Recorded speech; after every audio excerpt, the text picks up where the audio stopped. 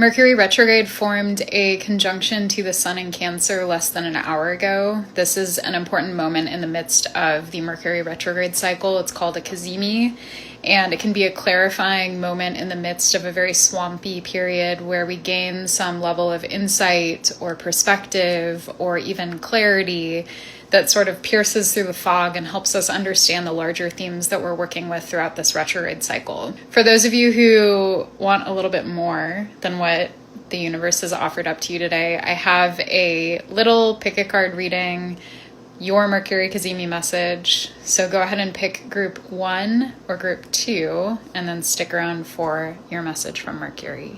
Group 1, you have the 5 of Wands in reverse. This is a Leo card, and the ultimate message here is to choose your battles. If you've been wanting to pop off or get into fights with people or argue about tiny little things, try to take a step back and breathe and reset.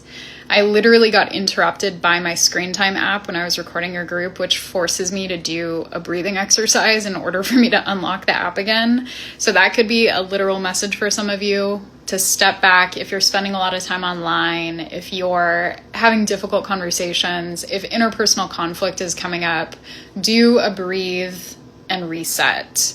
Come back to yourself, especially if you feel that egoic drive to overassert or dominate or get the last word in.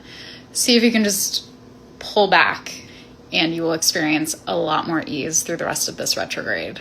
Group 2, you have the moon reversed. So it feels like for you, this retrograde is quite lunar, and a lot of it has to do with soothing anxiety, soothing overwhelm, dealing with confusion and uncertainty. When the moon is reversed, we often go deep into the psyche and sometimes get lost in a story, even if it's not reflective of reality. So your invitation through the rest of this retrograde is to come back to earth.